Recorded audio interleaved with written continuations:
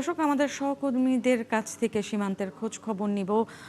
সিলেট সীমান্তে রয়েছেন সুজাত এবং একই সাথে এই মুহূর্তে ঠাকুরগাঁও সীমান্তে রয়েছেন আমাদের সহকর্মী মোহন ইসলাম। শুরুতে যেতে চাই মোহনের কাছে।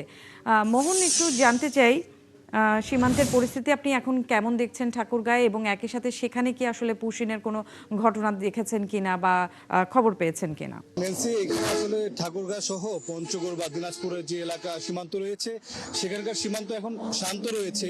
গেল কয়েকদিন আপনি জানেন যে এই সীমান্তগুলো দিয়ে কয়েকটি পুশিনের ঘটনার চেষ্টা করেছে বিএসএফ, কিন্তু বিজিবির বাধায় তারা সেটি করতে পারেনি। ফলে আমরা দেখেছি যখন সম্মেলন শুরু হলো নয়াদিল্লিতে 8 তারিখ সম্মেলন শুরুর কয়েক ঘন্টা আগে কিন্তু এখানে পঞ্চগড়ের শূন্য রেখা এবং ঠাকুরগাঁয়ের হরিপুর সীমান্তে যে শূন্য রেখা যাদেরকে আটকে রেখেছিল তাদেরকে সরিয়ে নিয়েছে বিএসএফ।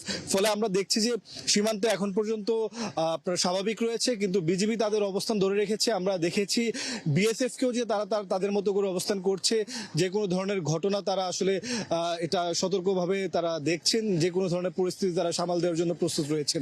আমরা একটু আমাদের অভিজ্ঞতায় যদি বলি যে আমরা পঞ্চগড়, ঠাকুরগাঁও, দিনাজপুর, এই যে বাংলাদেশের সর্ব উত্তরে যে জায়গা রয়েছে, যে সীমান্তগুলো রয়েছে, সেখানে আমরা গেল কয়েকদিন যাবত ঘুরে দেখেছি। আমরা যেমন গতকাল পুরো রাতেই আমরা বর্ডার গার্ড বাংলা বিজিবির সাথে আমরা ছিলাম, সেখানে স্থানীয় মানুষ ছিল।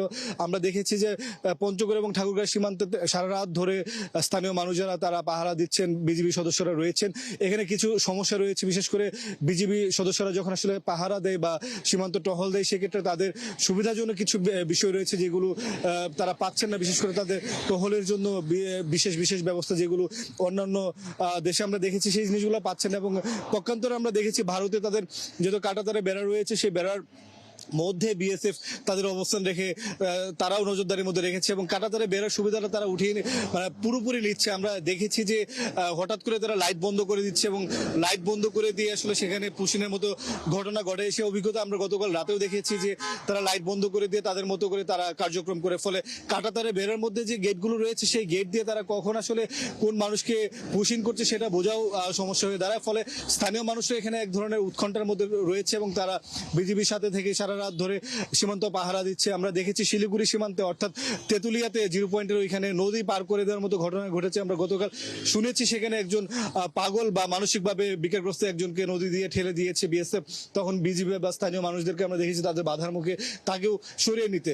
ফলে মোটা থেকে যেটা দেখা যাচ্ছে যে পুশিনের মধ্য দিয়ে সীমান্তে এক ধরনের মোহন, আপনাকে ধন্যবাদ। আপনি আমাদেরকে জানাচ্ছিলেন ঠাকুরগাঁও সীমান্তের যে খবরাখবর, এবং একই সাথে আপনি যে গত কয়েকদিন বিভিন্ন সীমান্তে গিয়েছেন সেখানকার অভিজ্ঞতার কথা আপনি আমাদেরকে জানাচ্ছিলেন। আমরা একটু সিলেট যেতে চাই। সিলেট সীমান্তে পুশিন নিয়ে সবশেষ খবর জানাতে সরাসরি আমাদের সাথে যুক্ত হচ্ছেন হোসেন আহমদ সুজাত। সুজাত, একটু জানতে চাই আপনি যেখানটাতে আছেন সেই সীমান্তে আসলে কি অবস্থা দেখছেন, সেখানে কি পুশিনের কোনো ঘটনা আছে কিনা? যেহেতু সিলেটে আসলে জঙ্গল এবং পাহাড় রয়েছে, সেখানটাতে আসলে পুশিনের ঘটনা কি ঘটছে কিনা সেটা একটু জানাবেন।